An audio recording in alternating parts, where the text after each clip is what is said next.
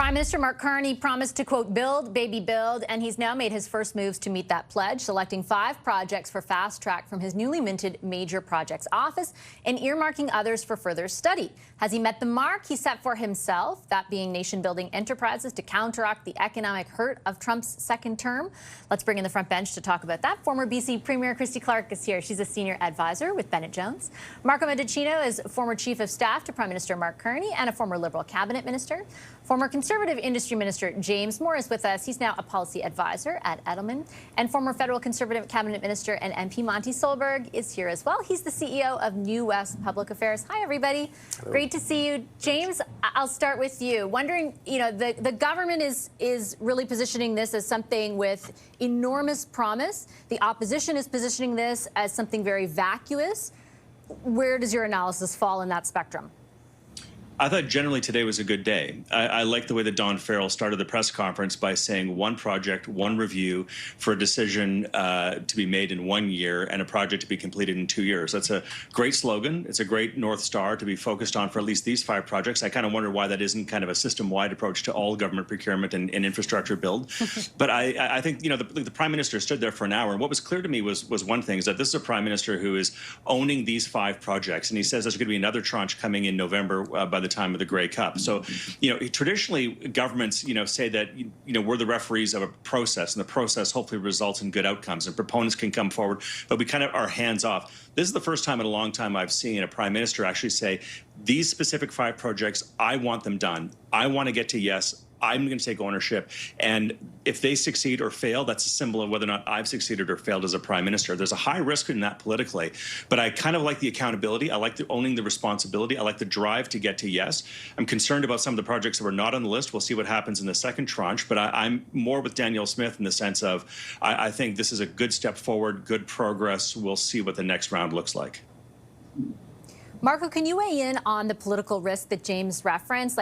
It seems to me to be enormous, just given the context of the past number of years, the difficulties projects have had going forward. To say and I know these ones are closer to a yes than other ones that could have been selected, but still, it's a lot of ownership and, in my view, political risk. In your view, how much political risk is there? Sure, I think some risk anytime the Prime Minister takes a podium and says, I want these 5 projects done. And by the way, when you take a look at the play-by portfolio, you're talking about, big investments to expand LNG. There's a nuclear SMR play. There's a copper play. There's an exporting through terminal capacity play. So for sure, there's some risk. But I would argue that there's an even greater risk in not proceeding forward and being explicit about the expectations of the government to get big things done. And so by passing Bill C-5 last June, what the government has done is set the conditions and signal to the market that we can and should build big things in this country so that we can be an energy superpower. And that is an extremely important way in which we can gainsay the ongoing uncertainty when it comes to trade around the world. Monty, I have to get your take on the Alberta factor here because, I spent a long time in Alberta covering various premiers. My jaw kind of dropped today at the way in which Danielle Smith responded to this. I understand the logic behind it, but often the politics don't line up with things like that, right? And they haven't necessarily in the past. She was actually asking people for patience when they were questioning the idea of a pipeline not being on the list. How do you think that will play out? And were you at all surprised? I was surprised, but, I trust Danielle Smith. She's been spending a lot of time talking to the Prime Minister. She's very aware of the sort of the 9-year legacy of being let down by Ottawa over and over and over again. She's been a fierce defender for Alberta. So when she says that, Ottawa finally gets it, that carries a lot of weight in Alberta. It tells me that, she has had enough assurances, probably both from industry and from the Prime Minister's office, that there is a path forward. And, I take that as an extraordinarily good sign. Imagine what it would say to the country if the premiers and the Prime Minister all together agreed on a bunch of projects and suddenly they couldn't get them done. I mean, to me, that would be a very bad signal from Canada to the world. Let's hope they can all pull together and finally pull some of these things across the finish line. Christy, you're the OG on the panel, and I can't even think of how many times you have raised the issue of sort of, catalyzing private investment and the issues that we've had in this country with that. This is obviously, to James's point, a decision to put the government at the forefront of that, pushing that. Is that a good thing inherently?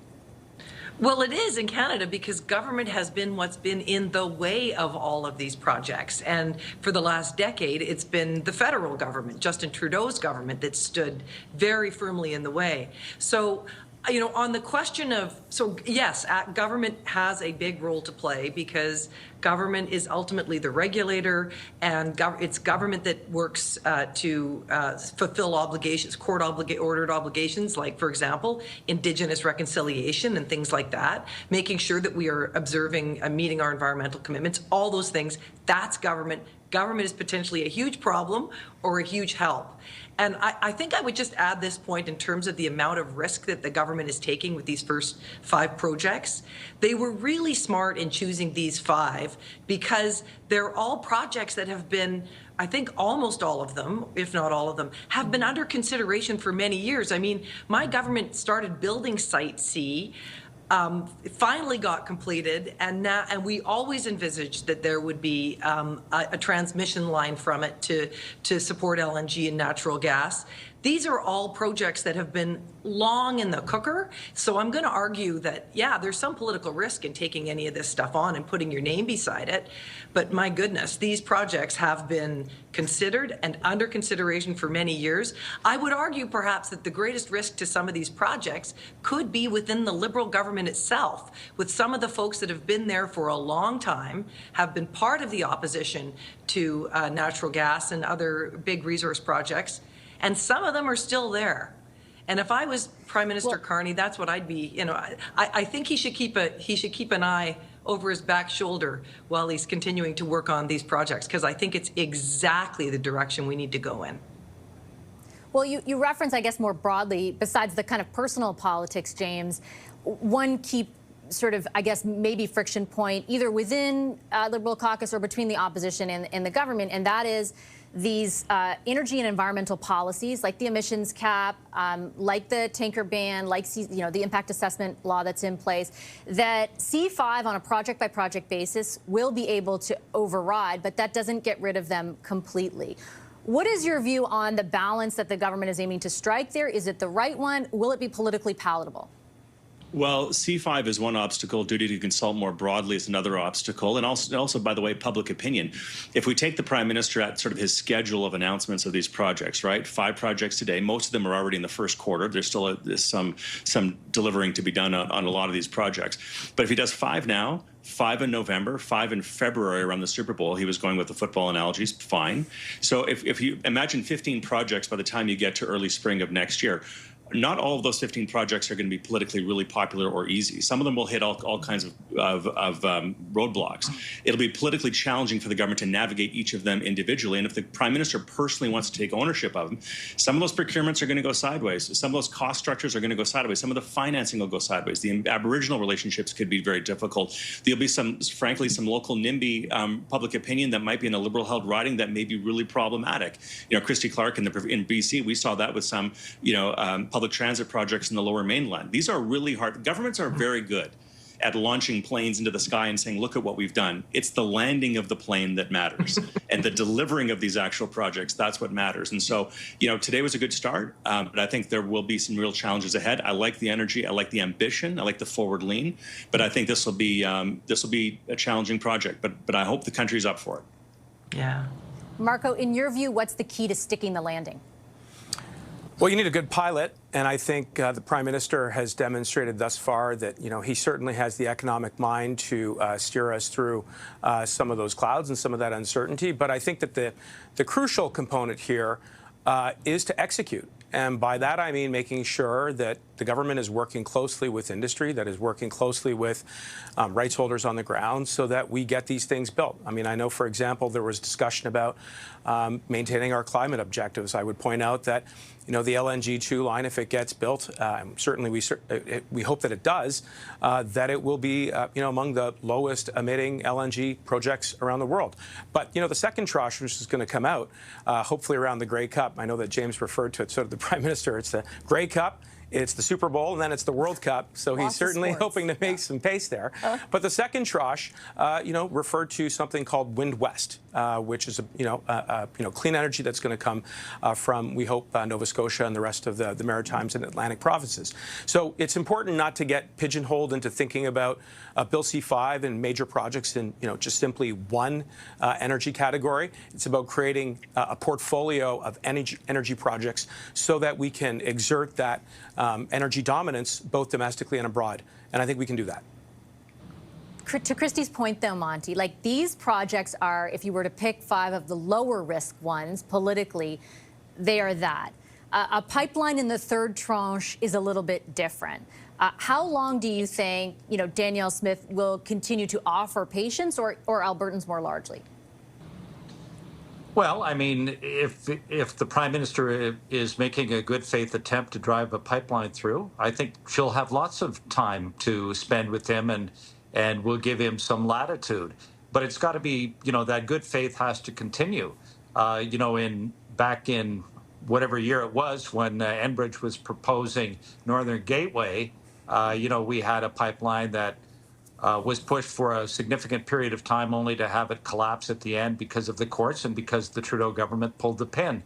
We can't have that again. I mean, that would cause a rupture between the West and Ottawa that would be almost could unrepairable.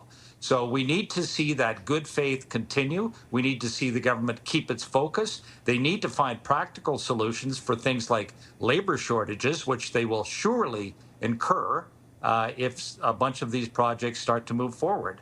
So this is not easy at all. The Premier and the Prime Minister are going to struggle to find answers to some of these very practical challenges.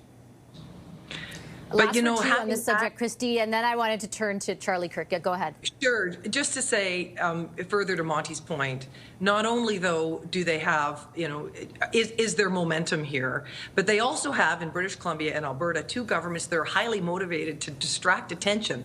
You've got in Alberta a premier who's up to her neck in scandals at the moment, and in British Columbia they're facing potentially an $18 billion deficit coming up, which would be the highest in the history of the province. Both of them desperately need to land something well. Both of them need to put people to work. They need the tax dollars and the revenue and the economic growth that comes from that. And both of them would like people to remember them for something other than the things that they're being reported on at the moment. So having some cooperative premiers helps a lot.